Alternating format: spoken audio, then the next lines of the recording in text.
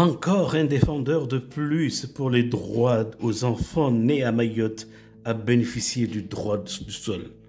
Écoutez le député Marcellin Nadeau. La parole est à monsieur Marcellin Nadeau pour le groupe de la gauche démocrate et républicaine. Monsieur le Président, Madame la Ministre, Monsieur le Président de la Commission, Monsieur le rapporteur, Mesdames et Messieurs les députés, chers collègues. La proposition de loi qui vise à restreindre les conditions d'acquisition de la nationalité française en limitant le principe républicain du droit du sol revient en séance après une CMP où un accord a été trouvé entre les formations de droite. Vous comprendrez que nous ne puissions la soutenir ni dans sa forme, ni dans son principe, ni dans son fond. Certes, Mayotte subit un drame structurel qui s'ajoute à celui du passage du cyclone Chido avec une immigration de masse qui atteint une ampleur dramatique.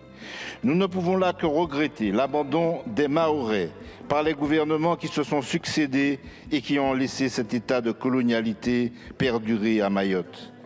Comme d'ailleurs dans les 10 Outre-mer en général, même si la situation à Mayotte est de loin beaucoup plus grave. En effet, Mayotte, c'est une population qui a doublé en 20 ans, quadruplé depuis 1958. Des enfants qui viennent au monde dans des conditions lamentables, dont 42% ont des parents immigrés. Une population qui n'a pas d'eau la moitié du temps et dont l'accès aux soins, à l'éducation, au logement sont des plus indigents. Mais j'entends ici et là des voix de droite ou d'extrême droite dire « Mayotte, c'est la France depuis 1841 ». Justement, le chef de la diplomatie russe, Sergueï Lavrov, dans une interview accordée à la chaîne Rossiya 1, rappelait récemment le référendum rattachant Mayotte à la France. La France a annexé Mayotte en violant les normes du droit international malgré les protestations des Comores, malgré l'Organisation des Nations Unies, malgré l'Organisation de l'Unité africaine. Aujourd'hui, il faut se souvenir de cette politique de Paris. En 1841, puisqu'on parle de 1841, un sultan a vendu Mayotte aux Français moyennant une rente de 5000 francs. Je dis bien 5000 francs de anciens francs. La France a établi son protectorat, en effet, une colonie sur cette île d'une superficie de 376 km². Ce régime s'est bientôt étendu sur d'autres îles de l'archipel, Grande Comore, Moélie et Anjouan. Depuis 1976, département depuis 2011, et vous n'êtes pas gênés de vous faire aujourd'hui les défenseurs d'une Mayotte française quand vous l'avez laissé pendant un siècle et demi, pendant 50 ans, pendant 25 ans, en guenille et vivre dans cette affaire? Non, vous n'êtes pas visiblement gêné de n'avoir pas honoré les principes républicains, puisque maintenant, vous voulez bafouer le principe républicain du droit du sol. La situation à Mayotte est le fruit d'une certaine forme de lâcheté empreinte de colonialité. Le résultat de ce qu'Aimé Césaire, évoquant la situation des 10 Outre-mer, dénonçait déjà en 1958 comme une tyrannie de l'indifférence. Et voici que pour sortir de votre indifférence à l'égard des Mahorais, vous sortez aussi du respect des principes républicains les plus élémentaires. Mais pour les 10 Outre-mer, cela ne vous semble pas très grave, n'est-ce pas? Encore aujourd'hui, M. Laurent Wauquiez propose de faire de Saint-Pierre-et-Miquelon une terre de bannissement. On prend nos pays pour des laboratoires. Pour l'explication de texte, Laurent Wauquiez a émis une proposition d'envoyer les étrangers sous OQTF à Saint-Pierre-et-Miquelon, soit une sorte de Guantanamo à la française. Vous restreignez le droit du sol à Mayotte. Bien, mais après tout, pourquoi pas en Kanaki, Nouvelle-Calédonie, au profit des Kanaks? Pourquoi pas en Martinique, où Césaire, en son temps, avait dénoncé ce qu'il avait appelé un génocide par substitution? Pourquoi pas en Guadeloupe, en Guyane ou en Corse? Non, vous le faites à Mayotte, bien. Et ce n'est d'ailleurs pas la première fois, puisque par la loi du 10 septembre 2018, pour qu'un enfant devienne français, il faut que l'un de ses parents soit à Mayotte depuis au moins 3 mois, de manière régulière, sous couvert d'un titre de séjour.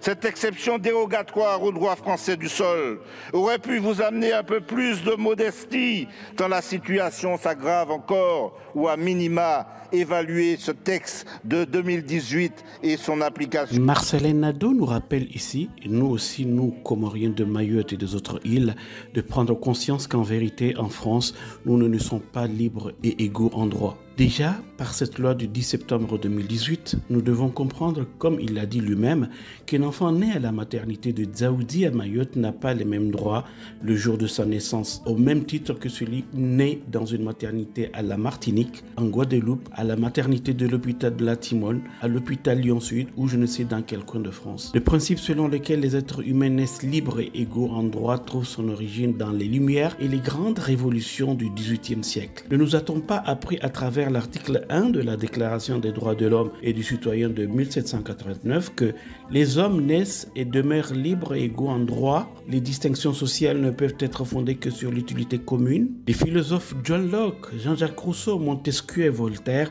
qui ont développé l'idée que chaque individu possède des droits naturels, la liberté, la propriété, la sûreté, la résistance à l'oppression, et que ces droits ne dépendent ni de la naissance ni du rang social, mais de la seule qualité d'être humain, doivent se retourner dans leur tombe. La devise de la France, liberté, égalité, fraternité, n'est-elle pas ici bafouée? Non, vous accentuez ce qui n'a pas réussi et vous pensez régler ainsi le problème de l'immigration à Mayotte. Or, quelle est la réalité de ces mesures d'exception? Ont-elles réduit l'immigration régulière lorsque depuis 2018, le nombre d'enfants nés à Mayotte de parents étrangers ne cesse d'augmenter, celui des nouveau-nés de mères étrangères ayant même grimpé de 14% en 2022 par rapport à 2018, avec près de 12 000 naissances par an, alors même que le nombre d'acquisitions de nationalité à Mayotte a été divisé par 3.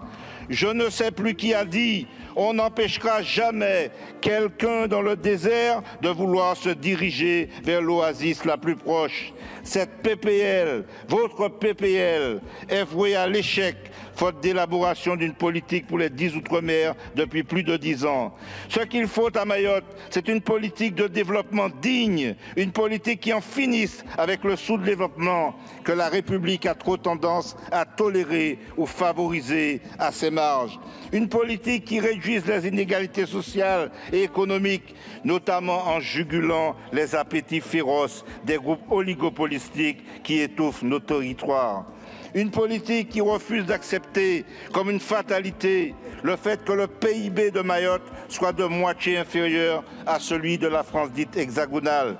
Une politique qui relance l'intégration régionale de ce territoire comme celle des autres territoires d'outre-mer, faute de comprendre les réalités de ces 10 outre-mer. Cette PPL, votre PPL, est inévitablement vouée à l'échec et c'est pourquoi nous nous y opposerons avec la plus grande fermeté et la plus grande détermination. Merci de votre attention.